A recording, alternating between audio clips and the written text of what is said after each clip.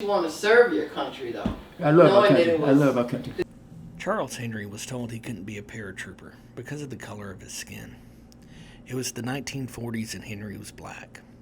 It wasn't the first time Henry experienced racism, and it wouldn't be the last. But he wouldn't let it define him. Despite the challenges, he was determined to serve. Henry volunteered for the Army after graduating from high school. He said his dad gave him a choice of either going to work, going to college, or joining the Army. But regardless of what he chose, his dad told him he had to move out of the house. Henry said it was a joke. He doubted his parents would have really kicked him out.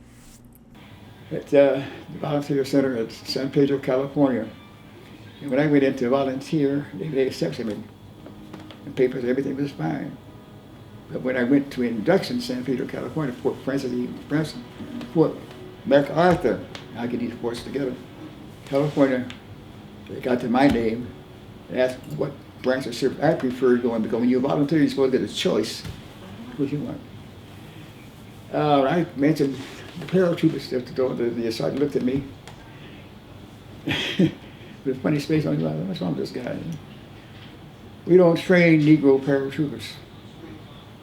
That was the exact words. I stepped back and said, what did you say?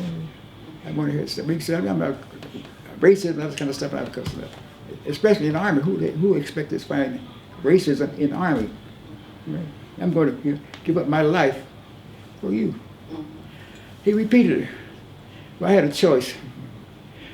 Fortunately, there's a God up there. I say fortunately because had I gone and what I wanted to do, I still probably be in 11 federal prison because I was going to hit him in the mouth. Henry spent the war stateside, guarding the prisoners who were sent back, but he always admired the soldiers who went overseas to the front lines. Later in life, he got to travel to Belgium to see where some of the war took place. And while that provided some closure and offered Henry some fulfillment, there was still an empty spot on his uniform jacket. He still never got his jump wings. Chris introduced me, so I'm working the crowd like I do, and it's a Veterans Day event. Mm-hmm. So I'm there to speak, but I personally, I wanted to go around and check because I've got a master's in history. I love history, but I love talking to living history and just getting to know these individuals. So Chris said, "Hey, I want you to meet this guy. He's got a great story."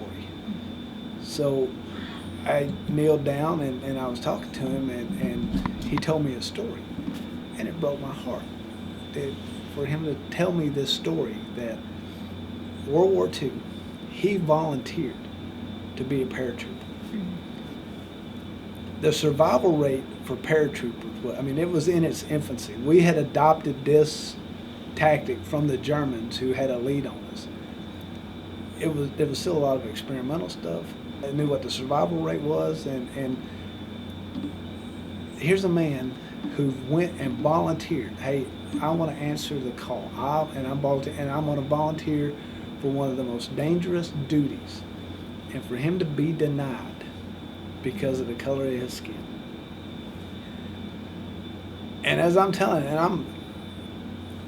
I started getting a little bit of emotional, and you know what? And then it hit. I said, I'm a jump master.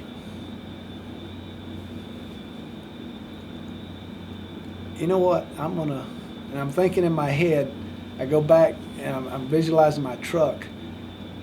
And, at one time, one uniform I had pin-on stuff. And I remember I kept an extra set of pin-on airborne wings, pin-on air assault wings, and pin-on drill sergeant badge.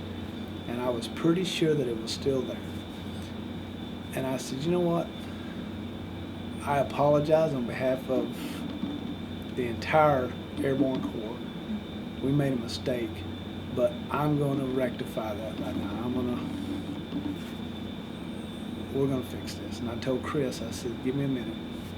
Went out to the truck, went right there where they were. And it's like, because those were basic airborne wings. I'm a senior rated jump master. But I had the basic ones that I brought them back in, and I told Chris, I said, hey, here's what I want to do. I said, this ain't about me. I'm the speaker, but my job is to thank veterans, because I'm a combat veteran, but I'm not a veteran. I said, but what I want to do is I want to tell his story, and I want to make him an honorary paratrooper. And she's like, what? I said, I've got the wings right here. And we did. And, you know, the kids, when I was telling the story, the kids were just gasping, and they were, no, that drunk me. I said, but we're going to fix that right now. Mm-hmm. They went wild.